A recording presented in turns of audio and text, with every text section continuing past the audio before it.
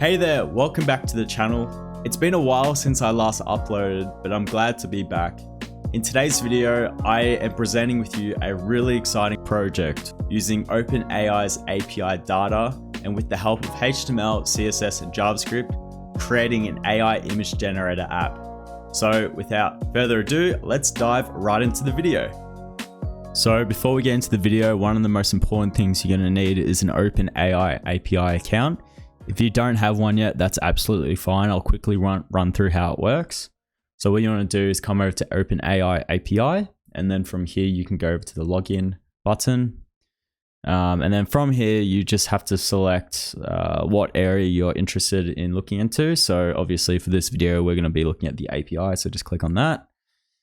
It'll take you to this page. And then all you need to do from here is go into your personal account and then go into view API keys. And then from here, it will give you a list of API keys.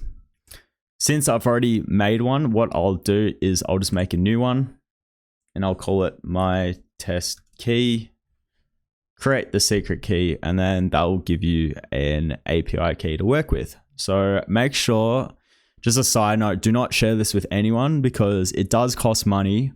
And if someone does get access to it, it can cause a lot of harm financially. So please be mindful of that.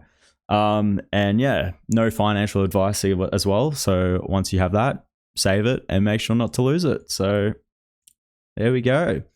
So once you've done that, then we can go straight into VS Code.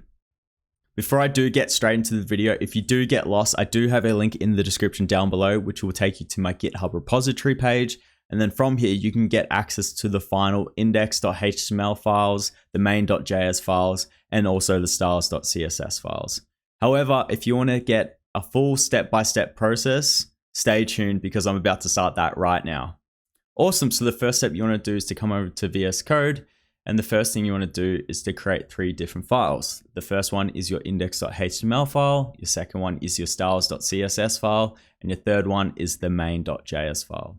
For this first step, what we're going to do is to work on the index.html file. So what we're going to do is put in an exclamation mark, and this will create a basic structure of your HTML file. And then from here, what you want to do is come over to Google Fonts right here. And what you want to do is to search up Inter. And then from Inter, what you can do is select font sizes 300 and 500. And then from here, you'll see this link here, just copy it. Go back into your VS Code file, and then underneath title, we want to paste that and save it. Fantastic. After doing that, create a link, and we want to link it to our styles.css file like so. Fantastic. Now, if we want to look at the design, the Figma file, I do have an example here. And with the index.html structure, what we'll be doing is creating a header. Then we'll have an image container in the center, and then finally an input container at the bottom. So let's start by doing the header. So with the header, what we want to do is we want to create a header div, and then within there, we want to create a H1. I'm just going to come over to my Figma file, and I'm just going to copy it and paste it in like so. So it should say AI image generator app. Perfect. Once you've done that, the next thing to do is to create a section and give it a class name of image container. And what we want to do is to keep it empty. And there's a reason for this, but I'll get to it once we get to the JavaScript. And then once you've done that, the final thing you want to do is to come back into the Figma file. And as you can see, we have an input and a submit button. So I'm just going to add that in now. So in order to do that, what we want to do is to create a section and give it a class name of input container like so. And then underneath here, what we want to do is to create a form, and with the action, just give it a slash. And then we also want to give it an input. With the type, we just want to give it a text. For the class, let's give it a description. For the placeholder, let's give it send a message. And then finally, we want to make sure that it is required. Fantastic, save that. Then what you want to do is to click on the live here.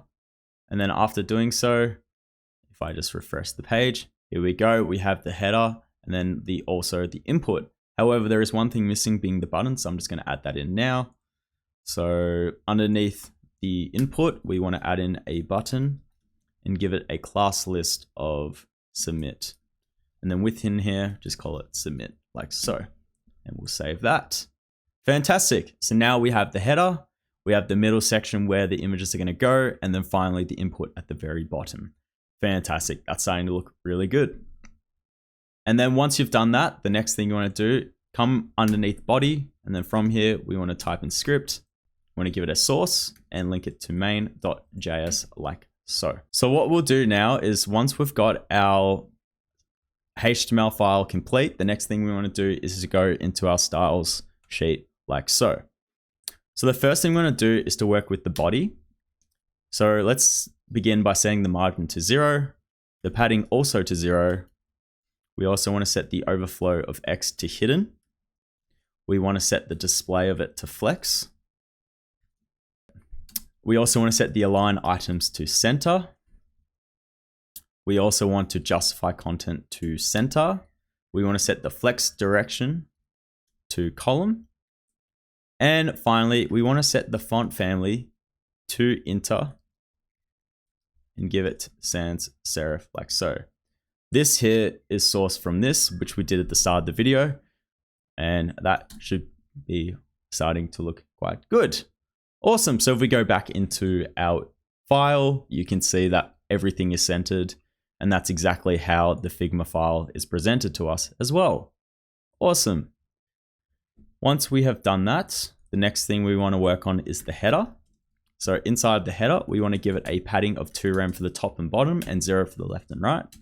After this, we want to set the display to flex, align items to center, justify content to center as well. We'll save that, see how that's starting to look. Awesome, so now it's got a bit of spacing at the top and the bottom. After doing that, we then want to target the header H1, which we created, and give it a font weight of 300. We want to set the text transform to uppercase. We also want to set the font size to 0.75 rem. We also want to set the letter spacing to 0.15 rem. And finally, we want to set the color to hashtag 4F4F4F. And that should give us a dark gray color. Awesome. So now that is starting to look very similar to Figma, like so.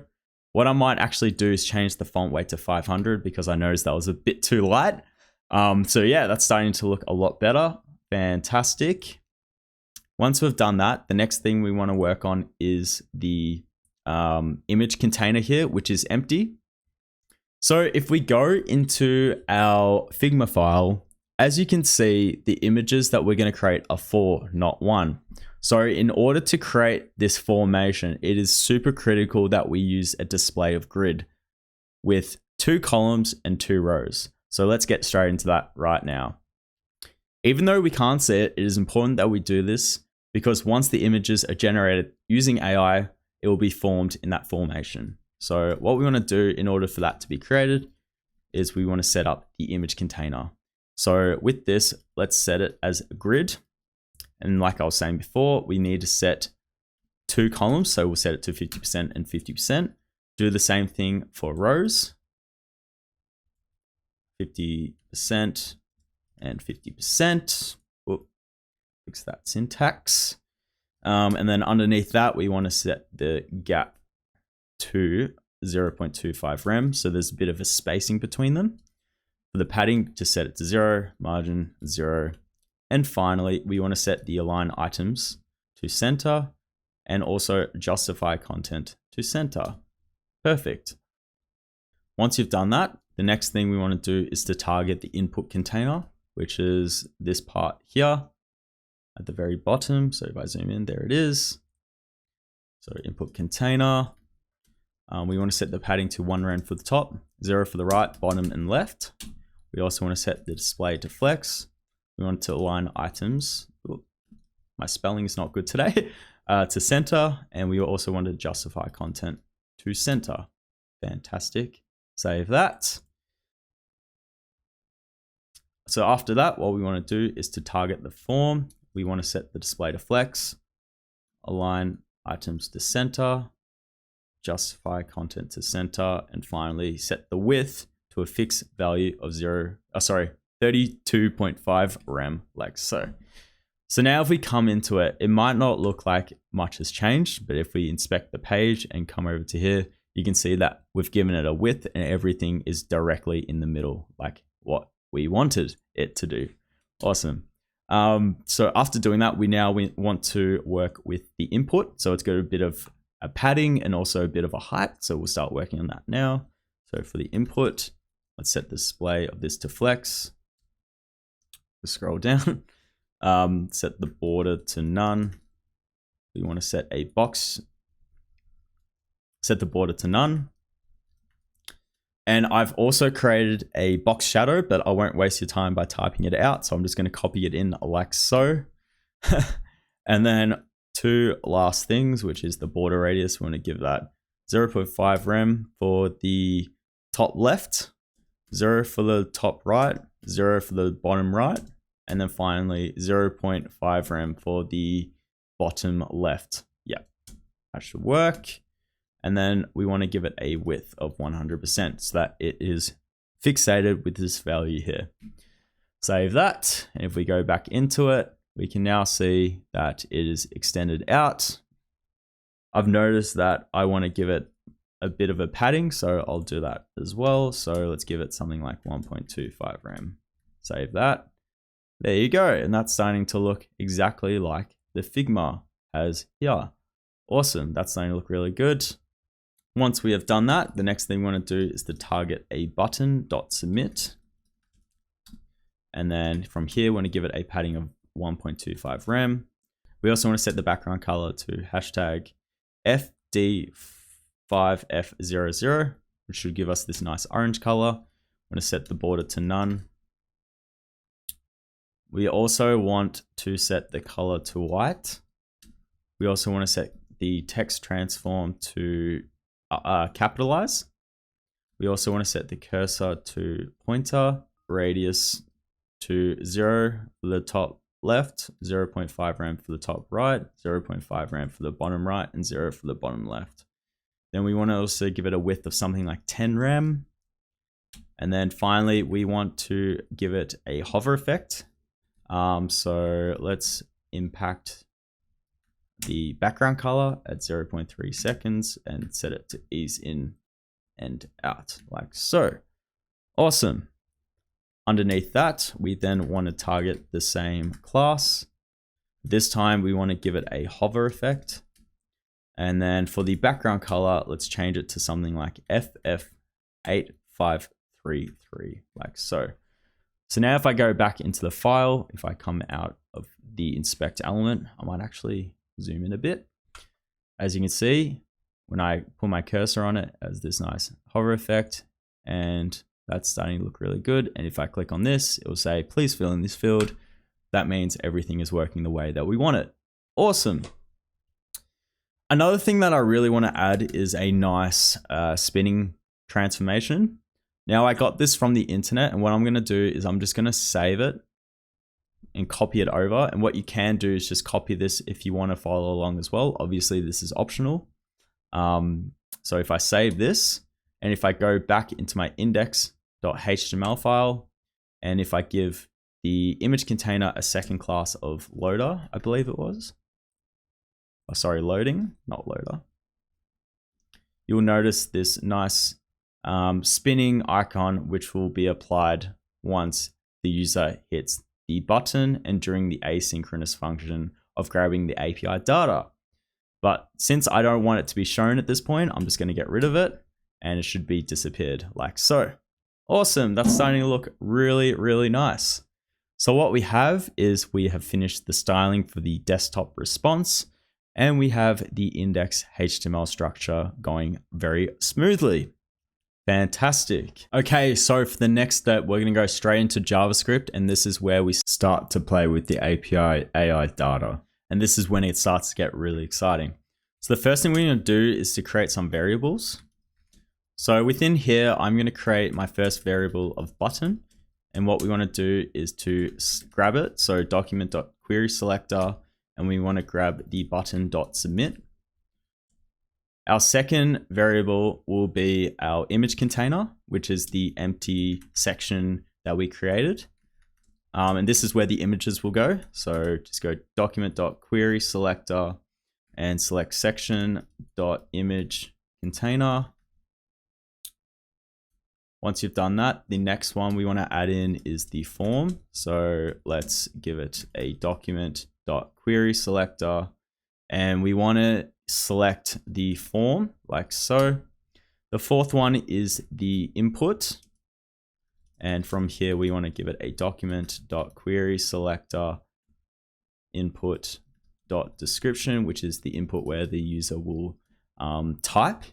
And then the final one is the OpenAI API key, like so. And this will be equal to, if we go back into our OpenAI API key, it will be this value here that I showed at the beginning of the video. And again, please do not share this with anyone since it is connected to debit cards. So just be very mindful with that. So API key is copied, and then as a string, just paste it in like so. Awesome. So you should have these 5 variables. And once you have that, we can now get into the next step. So the second step is, you may notice if we come over here and say if we wanted to type something, upon clicking on submit, you'll notice that the entire page will reset and essentially refresh the page, which we do not want to happen. So in order to fix that, so avoid refresh, there's a simple way to get around it. What we'll do is we'll create a function called handle form. And within handle form, we're going to put in an event. And with the event, we want to .prevent default and create a function from that. And then with that function, we want to add an event listener with submit. And upon submit, we want the function of handle form to fire. What this does is when the form, or rather the button, is selected, it prevents the page from refreshing and will allow for the API data to be refreshed onto the page. So if we go back into here, and if we were to type in something and type submit, you'll notice that it doesn't refresh, which is exactly what we wanted. Fantastic. So that's the first step done. After doing the avoid refresh, the next step we want to do is to create an asynchronous function. And this is where we start to grab our data from with the API key. So what we'll do is call AI image generator function. So underneath this comment, what we want to do is to create a const called get images. And we want to give it an asynchronous value and give it an arrow function like so. And we want to create a conditional statement. So the first one is if input dot value is the same as nothing. So if it's blank, we want it to return. Otherwise, if the user has put a value into the input, so for example, if the user has typed something in there, otherwise we want the following function to run. Okay. What we want to do with this is we want to first add the loading class, which we created before. So what we can do now is under image container, we want to give it a class list and add in loading like so. Save that. And then another thing we want to do is to clear the previous image. And in order to do that, with the image container, set the inner HTML to nothing. Essentially what this line of code does is when the user wants to get a new set of images, by setting this code, it will remove the existing images and give them a new set. This avoids having duplicates all over the page, which can cause quite a mess. And for this tutorial, I just want to be able to show 4 images each time the user clicks on the button. So once you've done that, what we can do now is go button.add-event-listener, and we want to give it a click event, and we want to call the getImage function. If we go back into the file and type something in, click submit, you'll notice that this will load, and that's exactly what we want. Awesome. So now all we want to do is refresh the page and come back to the code. Once we have done that, the next step is probably the most crucial step in this entire project. And that is where we fetch the data. Okay, so what we want to do is to create a const called response.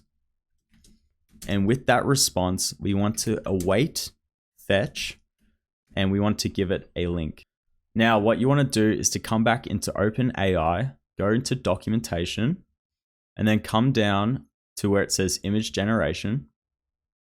Scroll down here, and you'll notice these important concepts here. The first thing you want to do is to copy this link.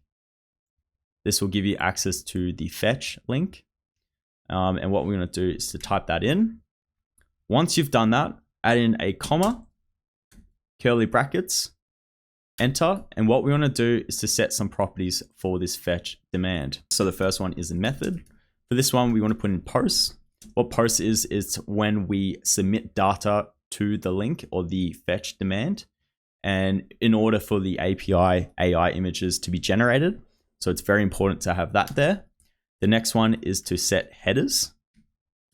With these headers, if we go back into the OpenAI API page, you'll notice two different options here. You've got content type and also authorization.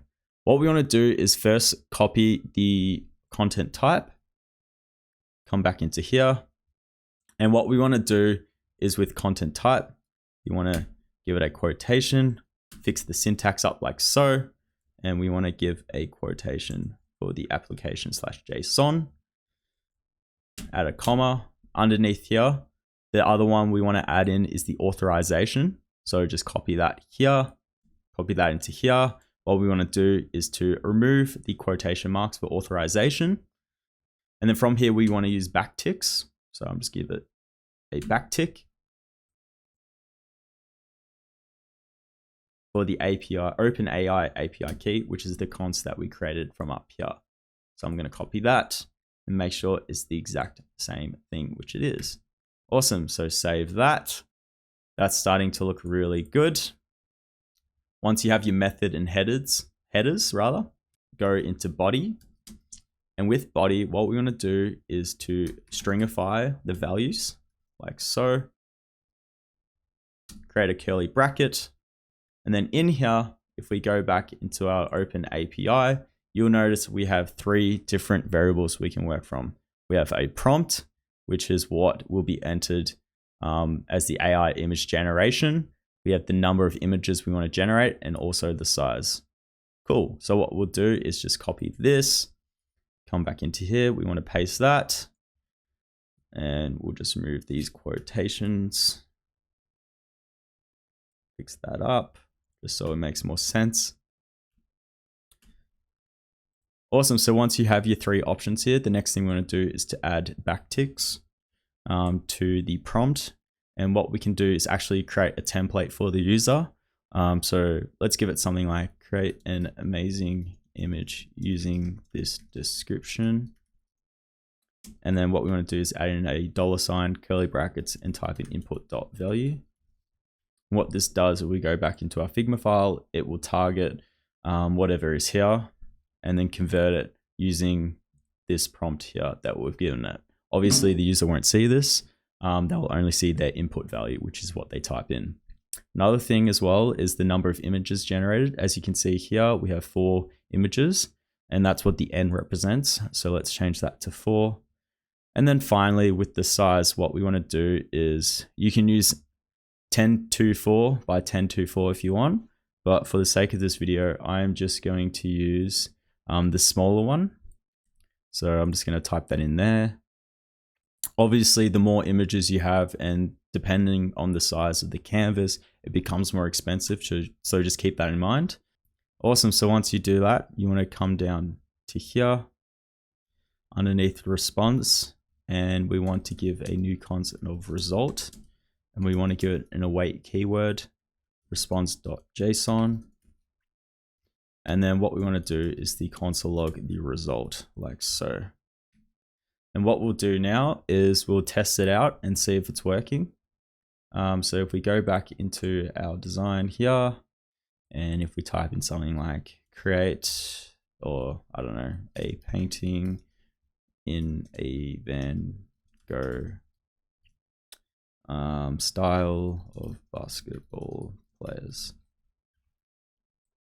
So just give it a prompt, and then if we come over to our console log, this should hopefully load. It does. Fantastic. And what's happened is it's created 4 different strings with a link. So if we click on one of the links and just type it in here, I'm just going to get rid of the other quotation mark at the end, hit enter.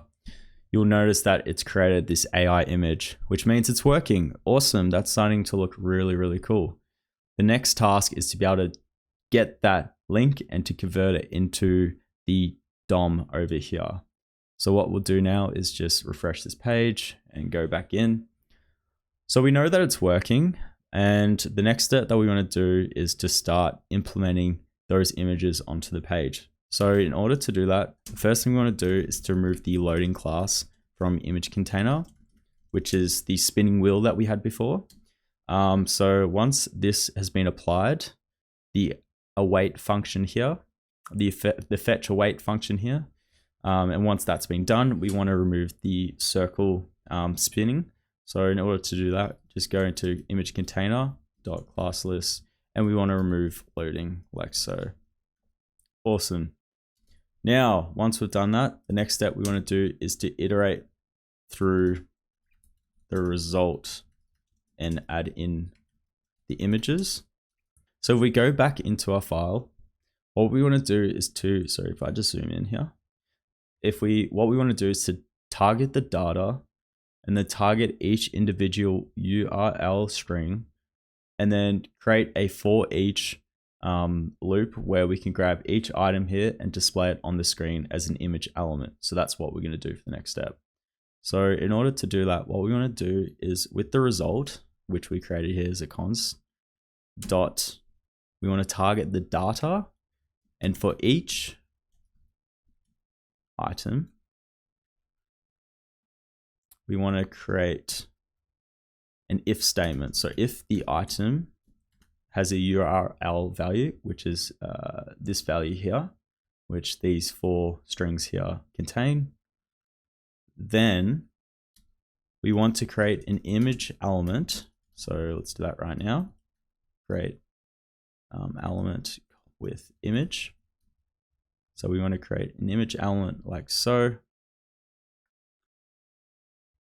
And from here, we want to target the source being the item's URL value, which again, oh, there seems to be a mistake. Let me just fix this up real quick. Wonder why that's not working. Oh, there we go. Sorry about that. So the item's URL value, and then after the source, an image also contains an alt, and we just want to give it a name of generated image, like so.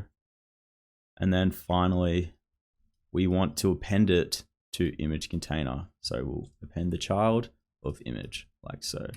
So once the images have been targeted and created onto the DOM appended from the image container, the next step we want to do as the final step is to target input value and give it a blank value.